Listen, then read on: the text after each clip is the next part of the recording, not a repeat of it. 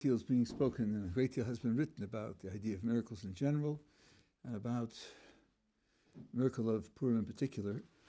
There's a lot to say.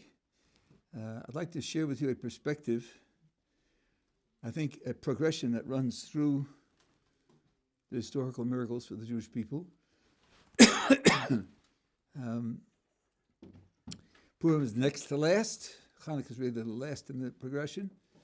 But I'll start in Egypt and I'll work up to the Purim miracle and see what we can learn from it. Let's take the 10 plagues.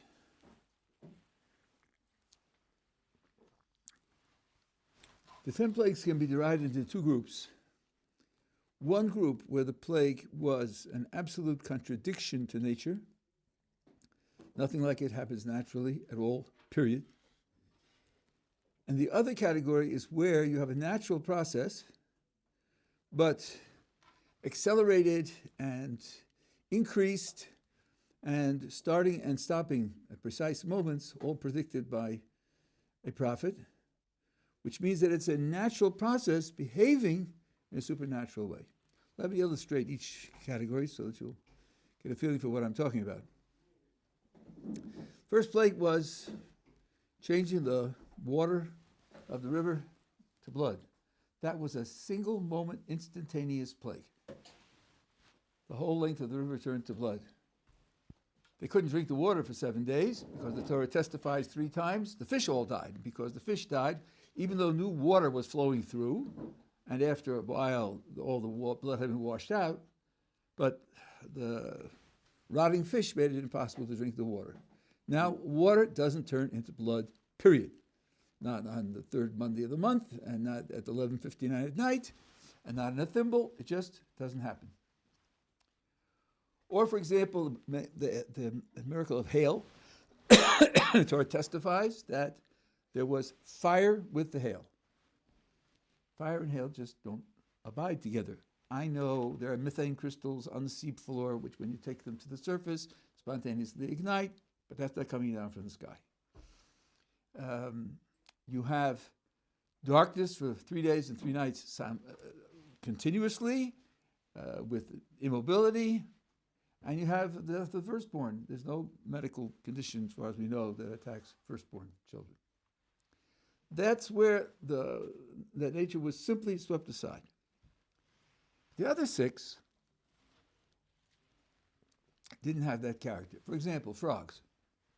Frogs inundated Egypt. Where did the frogs come from? The Torah testifies that they came from the river where they always breed, where they always spawn. It's just that instead of having, let's say, on the length of the river, 1,000 frogs a year, you had 1,000,000 frogs in a week. So they didn't fall from the skies. They didn't grow out of the flower pots. That would have been a breach in nature. Here, it's a natural process. The river spawns frogs, but accelerated and starting when predicted and ending when predicted. And the same is true with the boils that they had in their skin or the lice that they had. I'm not dealing with the drushim now. I'm dealing with just what the text says. The mixture of wild animals that lost their fear of human habitation and invaded the living places of human beings. The locusts, the Torah tells us, the locusts blew in on the wind. That's how locusts travel. Yes, they have wings. That's good for 2 or 3 blocks. But traveling long distances, they travel on the wind. That's where they always travel. So the Torah here is portraying 2 different categories, 2 different types of miracles. Now, I want to try an experiment. Let's imagine an Egyptian observer, or not too distant, a Jewish observer who's been subject to assimilation and is dallying in idol worship, where he's trying to fit these experiences into the context of his worldview. So the starting point is, well, do the Jews have a God? Probably. Most nations, maybe all nations have gods. If they do, he's certainly of no account. We've been enslaving them for over 90 years. We've been oppressing them, and even at one point murdering their male newborn children, and nothing happened. So obviously the Jewish God, if they have one, not something you have to worry about. Moses comes and speaks in the name of the Jewish God. Okay, the river turns to blood. And of course, the river was one of their chief gods. That's worthy of notice. Maybe the Jewish God, has some power under his control. Of course, he hits the river once and then goes on vacation for a month. And he never hits the river again. That's because he snuck up on the river when it wasn't looking. But now that the river's on guard, you see that even the Jewish God doesn't dare mess with it again. So you see he has some kind of limited power, surprise power or something. And each plague lasts a week, and then the 3 weeks respite in between. If the observer is responding to the first type of miracle, his attitude is likely to be this. There is a world, and the world has various phenomena in it, and each of the categories of phenomena have some kind of power behind it. There's the God of the moon, God of the sun, and God of war, God of peace, and God of fertility, and God of the sea, and God of death. And, surprise, surprise, the Jews also have a God. And from time to time, at intervals, the Jewish God can temporarily suspend nature and produce results that are anti-natural. Well, that's worthy of notice. You could write it down in your diary. Next time you're planning a trip, you might ask the Jews what they have up their sleeve. Make sure the trip will be successful. Something to take account of. This doesn't threaten your picture of how the world is organized. You're a polytheist, and you divide up functions by gods and by peoples. You just add a new fixture to your overall picture of how the world works. But now, let's take the frogs. Up until the Jewish plague of frogs, there were frogs also. How did they account for that? Well, there's some minor divine power that's in charge of the fertility of the river producing frogs. Some godling who's producing the frogs. Now, comes Moses and says, here's what's going to happen with the frogs. So during that week of the plague that Moses predicted, who's in charge of the frogs? The same one that's been running it for thousands of years? Doesn't look like it. The results aren't the same. And looks like it's somehow connected to Moses because he predicted it. And he prayed for it to go away, and it went away. So at least in that week, looks like Moses' God was running the frog production. Well, usually for a natural phenomenon, you don't have two gods. One for Sundays, Tuesdays and Thursdays, and one for Mondays, Wednesdays, and Fridays. You have a God in charge of that natural feature. So if you know for sure that for that 1 week, the Jewish God was producing frogs, you might have a sneaking suspicion maybe he's the one who's been doing it all along. We just didn't know. And now you have 6, each one of which attacks a certain natural phenomenon, and it's indisputable that for a certain week, the Jewish God is doing that, and it starts to pile up. Okay, what about boils on your skin? And what about lice on your skin? What about wild animals? And what about cattle disease? And what about locusts coming in the wind? So you have the wind and the locusts. Certainly look like this Jew of God has a lot of his fingers in a lot of different pies. Maybe the picture of nature as a kind of subject of committee control, each area of the world under the control of another member of the committee. Maybe that picture isn't right. Maybe, sort of challenging to the entire point of view of their philosophy for the world. And that's something which could be, at least the question could be raised and discussed on the basis of those plagues.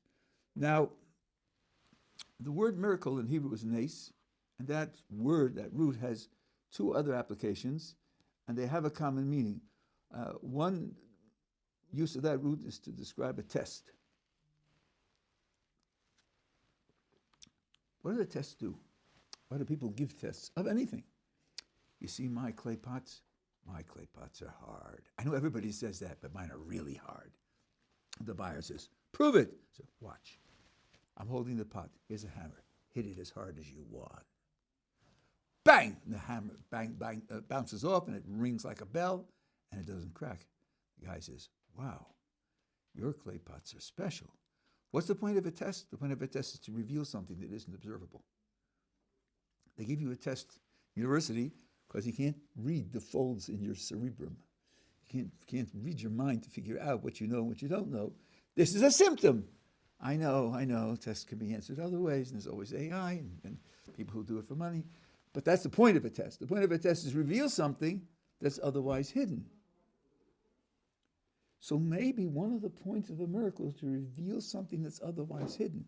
In other words, the miracle itself is a spectacular event, but if you think about it, you learn something about something else which it's associated with, which may be very revealing. So you have the test, you have the questions, you get the answers, but the point of it isn't just the answers. The point is, if he can answer these questions in these ways, then these ways he probably knows 80% of the material, which I didn't see directly, but this is a symptom which reveals that. The other meaning of the word nice is a flagpole, something that holds up a flag. Now, what does a flag do? Well, other than decoration, a flag is a symbol. Often a flag is put on a government building to say that this is a government building. In war, especially when you have infantry forces, it's very important to have a flag because the conduct of the battle is very confusing. There's a lot of dust. People are scattered around. And if you want to get back to your side, you need to know where your side is. So you look up and say, there's my flag. And unless it's to capture the flag, and they captured your flag, which is not likely, that's where you go. So that's where your side is. A flag is a piece of cloth which identifies that to which it's attached. So again, the thing that's nice it's a large part of its function is not for itself. It's not decoration. You won't put it in a museum. You use it to identify the thing to which it's attached. And miracles are like that. Miracles often are supposed to indicate something to which they're attached, in addition to attracting attention in terms of themselves.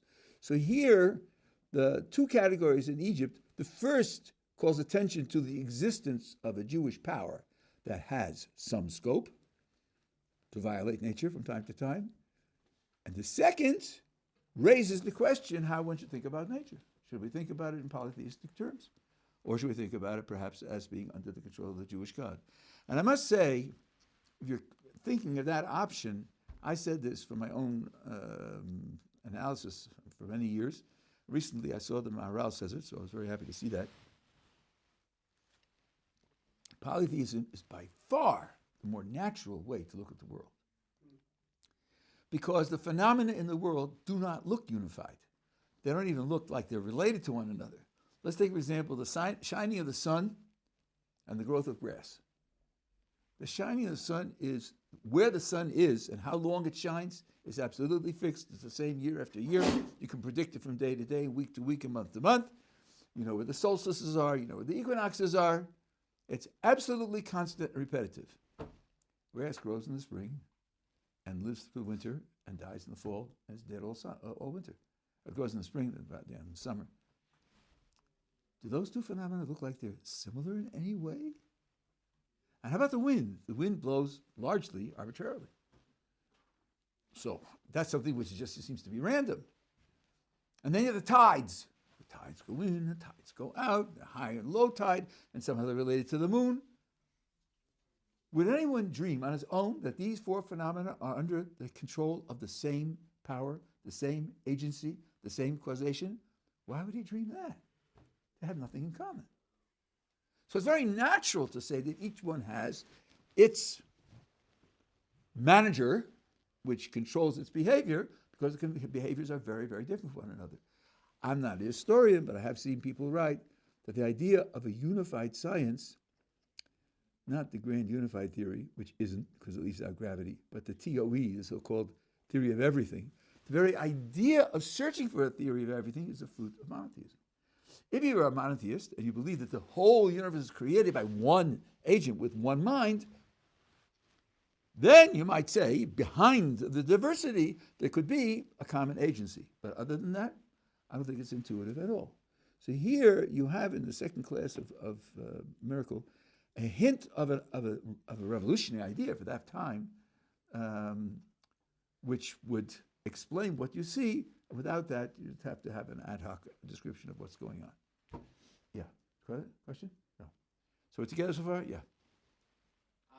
Can you go through the order of the 10 plagues? Why wasn't it the first three, the first three makas that were absolute contradictions to nature, and then you do the next six that are natural processes? Why vary? Why did bara, come in between? Yeah, there are explanations of the order, and they don't follow this analysis. The plagues are supposed to teach a lot of things. And this is one of the things that they teach by the virtue of the fact that there are two categories, but the other things require that order in particular. So you have... Within your, if you think about the specific thing that, the death of cattle and the wild animals, if you think about specifically what it was teaching Bnei Israel at that time, if you try to put yourself in their shoes, that you could see why... So one is that the first three involved the land and the sea, and the second three involved the airspace, and the third three involve the heavens. I mean, there are ways of categorizing these things. Okay. But this, you can't get everything out of the order of one list. Here, it's the categories in the list that give rise to this idea. As far as I could take it. Now, if you look at Purim, we've been through the Megillah Esther together. You look at Purim, I think you see a deeper indication of an idea of how the world runs, which, when it was learned, had an even greater psychological effect. Let's go through the events of the Megillah Esther, and again, interpret them through the eyes of an observer. So, the first event is the celebration. 6-month celebration with a week at the end for the locals in Shushan. It does sound a little extravagant, but as a Near Eastern potentate who was fabulously wealthy. And then there's a interaction between the king and the queen, and there's a crisis, and the crisis is solved. Well, as we explained it, she's the granddaughter of Nebuchadnezzar, and he is what they call a pretender to the throne. He's outside the royal line altogether. And there's an ambiguity of authority. Who's really running the show? And she makes it clear that he's not running her show, and he wants to be the sole authority. So there is this power struggle, and she publicly disobeys him, and then a clever advisor, some say that was Haman, that was his first appearance, although the name there is different, figures out a anti-feminist spin that he can put on it and solve the problem. Now, I want to ask this question. Someone's there and observes this set of events. Is he going to say, wow, what a miracle? I don't think so. I think the politics of it and the psychology of it and the economics of it follow from normal, everyday, Near Eastern political life and the intrigues of kings and so forth and so on.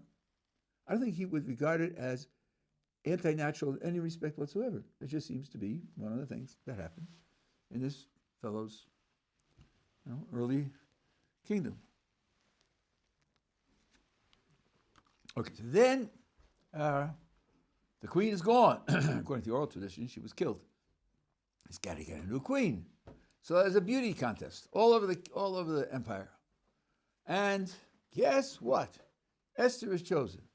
Now, a person who isn't too familiar with how evidence works and probability works says, well, what's the probability of her being chosen? Let's say it's 1 in 10 million. Well, isn't that a miracle? I mean, after all, it's a 1 in 10 million chance if that's what happened. No. The fact that it's 1 in 10 million doesn't make it into a miracle.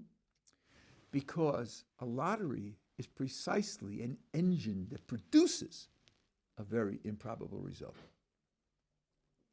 A lottery guarantees a very improbable result. If you sell 1 million tickets, then the winner is going to be 1 out of 1 million. The fact that something's very improbable doesn't make it into a miracle. The fact that it's very improbable and you have no natural explanation as to how the improbable thing happened could make it a candidate for a miracle. But merely being improbable, not a miracle at all.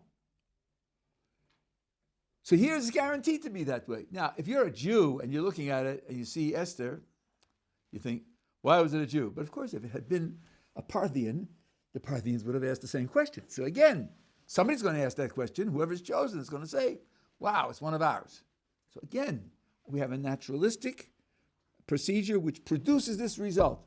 It's fully explained in natural terms. So therefore, the mere fact that it's very improbable is not something that people are going to say is a miracle.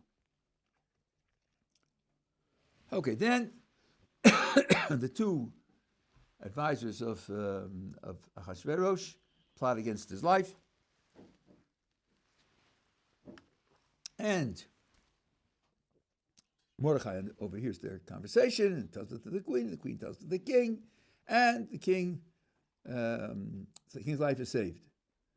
Well, plotting against people's lives, especially people in power, is quite common. I mean, Trump has had 2 attempted assassinations. That doesn't tell how many were plotted and were thwarted before they got into the news. And the United States has several presidents who were assassinated and other high officials who were assassinated.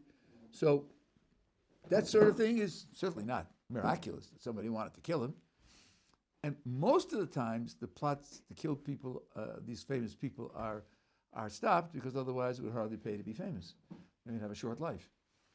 So I don't think anybody noticing this is going to say, what a miracle that was.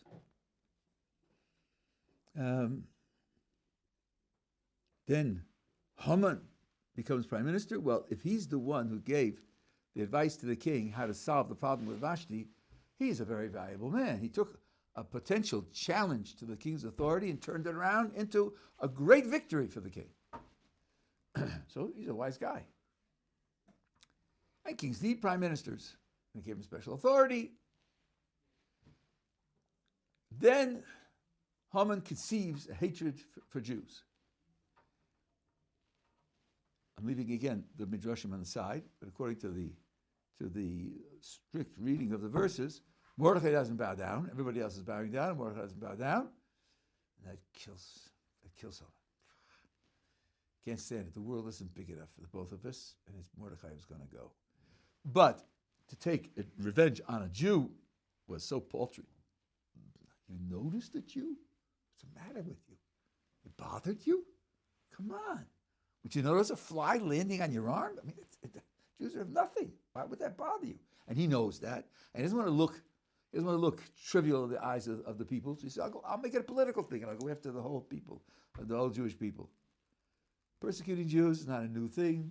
It happened before. Jews had wars. They were conquered by the Babylonians and taken into exile by the Babylonians. They had wars with the Philistines. It's not a new deal that there are groups of people who hate Jews and want to do things against Jews.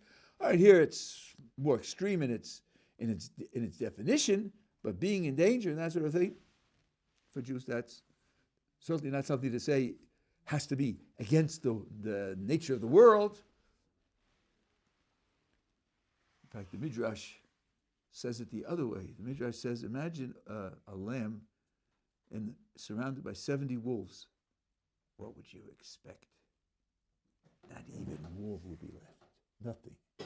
So that if we survive, it's against the nature of the world. Not if we would be destroyed. It's not against the nature of the world. So that's not going to be regarded as miraculous. So all of this, when you experience it, it's just the world rambling along in its normal way. Then comes that fateful night when Mordechai can't wait the 11 months for the general destruction. He comes to the king to have Mordechai hung on the gallows. And that night, the king can't sleep. And he asks for the book to be read in front of him. And here it's very interesting. When it says that he first wrote down the event. It says he wrote it down in the Sefer Divrei Hayamim. That's a history book. But here, the text calls it Sefer HaZichronos Divrei Hayamim. Zichronos means reminders. It's a place where he annotated, this and this happened, and I have to do something about it. And he's thinking, why can't I sleep? Must be something's bothering me. And he thinks, maybe there's something I haven't done. I wrote it down, I forgot, but subconsciously I realized that I'm behind on something. Read from the book, from the book of reminders.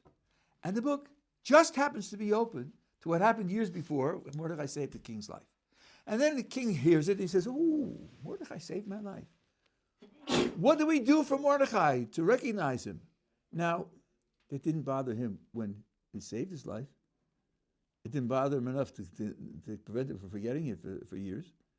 But now he can't sleep. So it's a sign that something's wrong. And he thinks, wow, I think I should do something for Mordechai. Who's in the courtyard? Oh, Haman is in the courtyard coming to get Mordechai hung. The king says, let him come in.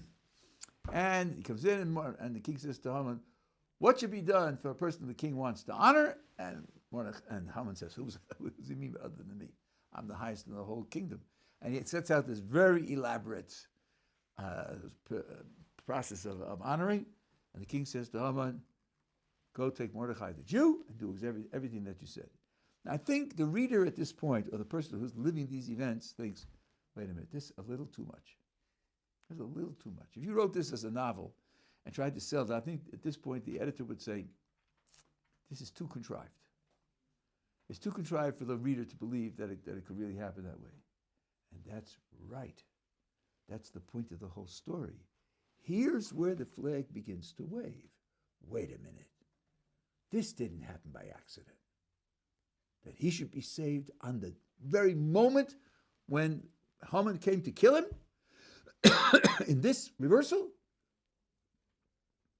And then it turns out that Esther is the queen, and she's there to save the Jewish people, and the whole thing comes to more or less a happy ending.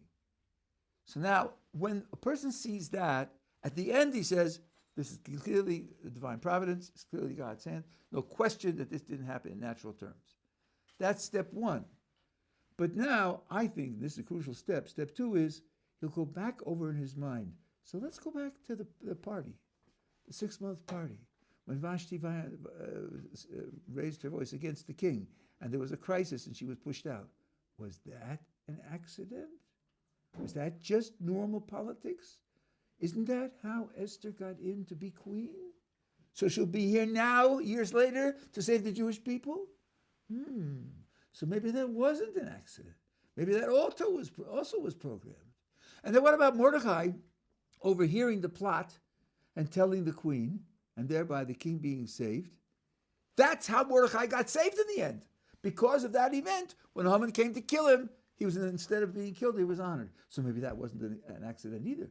That was a setup to be planned so that it would be ready for the time when Haman is going to come in to try to kill him.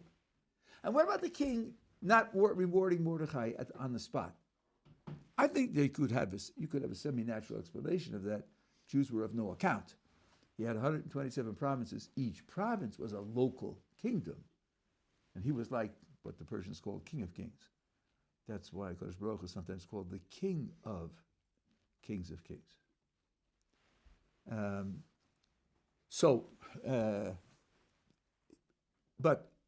But in fact, that he should forget it, and then that night can't sleep, and that night the book is open to precisely that page.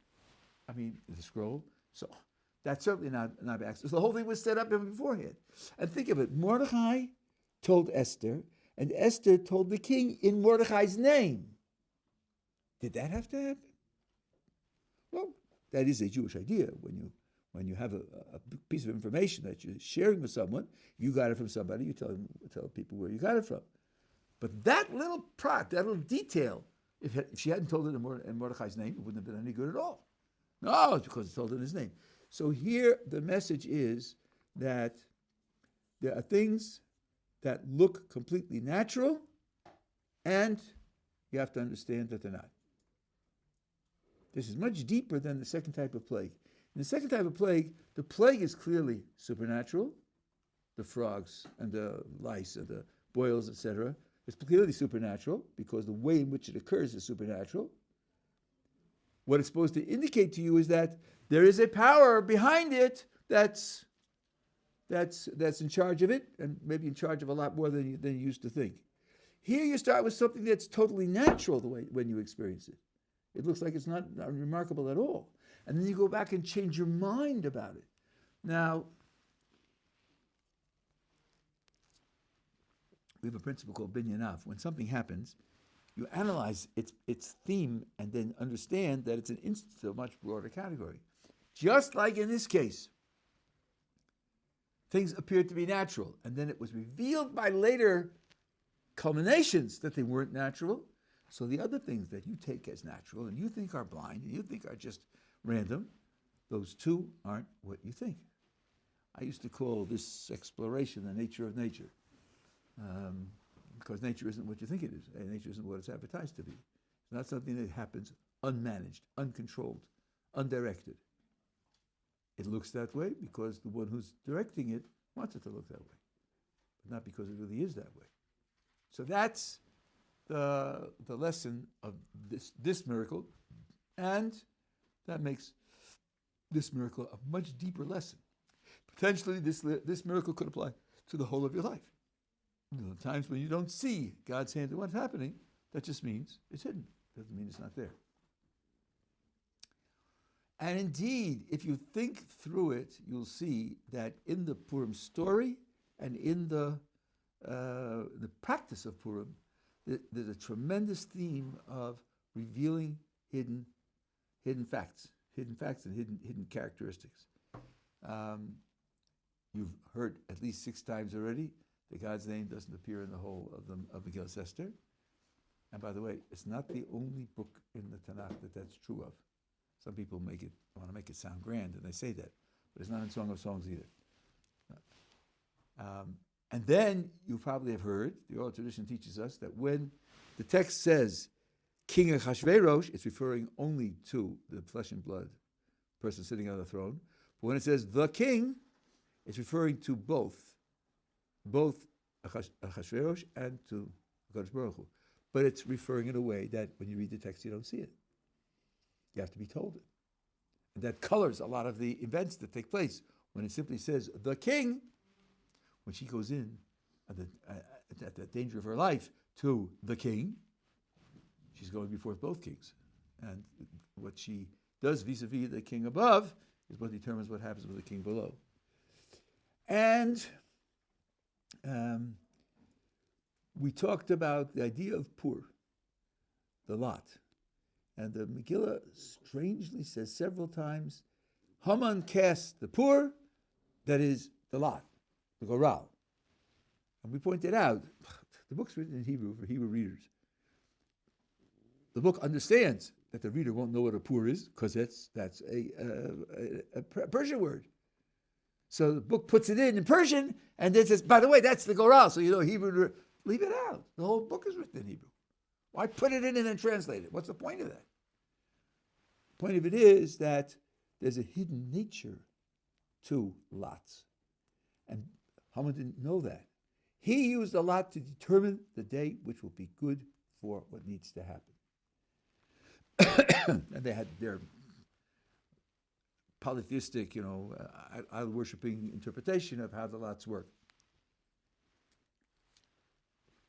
The lots really are a way of masking divine providence. In our tradition, lots are used twice. One was to verify the distribution of land in the land of Israel to the tribes. It was designated how it should be, and each one knew which part you should get, and then they cast lots, and the lots corresponded to what they knew had to happen. On Yom Kippur, there's a certain sacrifice, and the way it's performed is you get 2 goats, which are, as far as possible, clones of one another. They're absolutely identical. They look exactly the same. And then you cast lots. One is going to be offered as a sacrifice to Kadosh Baruch Hu in the tabernacle or the temple, and the other is going to be taken to Azazel, whatever that is. Right? So now the two destinations are very different. They have very different character. What is the message here? Is the message that they're really identical and it doesn't matter? Then don't cast lots. Why bother? Choose it arbitrarily, because it doesn't matter. If they get mixed up, will it matter? No, of course not. They run off after you say this one's going inside, that one's going away. They get mixed up, it's okay, so do it the other way. No, here a lot comes up and it says for Hashem, and it becomes designated as a korban with special laws right away. And the other one is designated the other way. The message here is they aren't the same. They only look the same, but they aren't the same. And you need a divine agency to distinguish which one should go where, even though they look the same. So that's number one. And the Maharal points out, there's a whole long philosophical passage on this, that the dynamics of this kind of event involve transforming something into its opposite. That's the verse in the Megillah V'nafochu. It's turned upside down. So he's looking for the day that will be good for the destruction of the Jews, and it turns out that finding that day is going to be good for his own destruction. It's turned exactly upside down. And that's what the Goral does. The Goral indicates that kind of divine providence, which has the exact opposite effect from what he wants. So here again, you have the poor with its superficial understanding in his part, and with its real understanding, which reveals itself and is entirely different. We spoke about the gallows. He had a gallows made 50 cubits high, and his wife said it should be that high because it could be seen from the banqueting room. So you'll be happy tomorrow when you go to the banquet seeing Mordechai hanging from the gallows. And what happens is they go to the banquet, and Esther identifies Haman as the culprit, and the king turns against him. And then one of the servants there, Harvana, says to the king, now that he's against Haman, look there! You could see it from the window, just the way Vashti planned. You could see it from the window. There's the gallows that Haman wanted to kill Mordechai on. And the king says, hang him on it. Hang Haman on it. So it turns out to be the exact opposite of what it was supposed to be. Now, maybe you know that in Purim, people dress in costumes. Who is that gorilla at the front door demanding money for the yeshiva? Is it Reuven? Is it Shimon? I don't know. It's a gorilla at the front door asking for money, right? Yeah, there's somebody there and you can't see who it is. But he wants money for yeshiva. And kreplach, for those who have the custom. What are kreplach? The pieces of dough enclosing a piece of meat which you can't see from the outside. Just looks like dough. Looks like paste, right? Because there's a hidden element there. And tomorrow, Mr. Hashem, we're going to talk about drinking, or not. And there too, there's going to be this element of revealing a hidden essence. And what it's going to exercise us is a famous remark in the Tikkun Zohar. You know that there's a holiday in the Jewish calendar called Yom Kippur. You may not know, it's never called Yom Kippur in our scriptures at all, ever. It's always Yom Kippurim in the plural. And there are no vowels written into the text. So if you added a dot judiciously, under the kaf, it has one dot, Yom Kippurim. But if you added another dot vertically below the first dot, you would get Yom Purim, a day like Purim. And man, that's surprising. What in heaven's name could be in common between Yom Kippur and Purim? If you had wanted to think of opposites, more drastic opposites, I don't think you'd have a good candidate. And in logic, there's an additional factor, and that is, if you say that A is like B, that's not the same as saying that B is like A. To say A is like B means B has some quality, and A is similar to that. That means, when you explain the relationship between them, You have to see in B some feature which is had in a complete fashion, and A approximates it. So what we have to figure out is some feature of Purim which Yom Kippur approximates but doesn't fully reproduce. We will talk about that tomorrow, Mr. Hashem, and that will be the key to understanding what our attitude ought to be towards drinking on Purim. Yeah. So if lots, or like say rolling dice, is a means of masking divine presence, why aren't we able to roll dice today and just like tap into whatever Hashem wants for us? Or can we do that? I'll give you an example. It's an interesting question. I'll give you an example. A study was done maybe 20 years ago now. One of the leaders of the study was a professor at the Columbia Medical School about the efficacy of prayer in helping people who have medical issues. And there's a hospital in South Korea, a fertility hospital, and they identified the people by code numbers, and they assigned people to pray for this one, for that one, under some schedule. I don't know what the schedule was, and they kept careful of statistics, and they did report an effect that the ones prayed for had better success at fertility. Well, this was written up, and of course all the religious sources got hold of it, and so on and so on. So other medical teams tried to reproduce the result, and they didn't reproduce it. Okay. And then the foolish among the critics, which is almost all of them, said, well, you see, now we know that there isn't divine providence. Really? That's what you know? Let's figure this out. If there really was a differential effect of prayer, that would be very surprising, and it would be evidence that there's something else going on besides nature. If there's no evidence in your observations of the effect of prayer, does that mean that prayer isn't effective? Maybe. We're talking now about the behavior of an intelligent agent, aren't we? That's what's in question. That's the hypothesis. Maybe the intelligent agent doesn't want you to see it. So it'll work, but it'll work when you're not looking. So it's not evidence that it doesn't exist. So that doesn't. It's not symmetrical. Right? It's not symmetrical each way. So now maybe what God will want when you cast the dice is that you shouldn't get any result. That's what He wants. Whatever you do, the outcome will be random and won't have any effect. Won't have any effect at all, because He doesn't want you to trust dice. He doesn't want to trust your throwing the dice. Doesn't want you to use that as a method for making decisions. That could be what He wants from it. And then it isn't that He wanted this to happen for me for some particular reason. Maybe that wasn't a part of it. Anything else could have happened also. Didn't matter. The only point was, don't trust it. It's hard to think because ultimately everything's like for the best. So. Yeah, but it doesn't mean that every single aspect of the thing contributes directly to the best. Yeah. So all this kind of brings me to question the nature of free will. In that, like, do we really even have awareness of our free will, because we don't know which decisions we make are going to have this outside effect on our story once it's all said and done? I don't think the first sentence goes together with the second sentence. We all are aware of our free will. We all make decisions.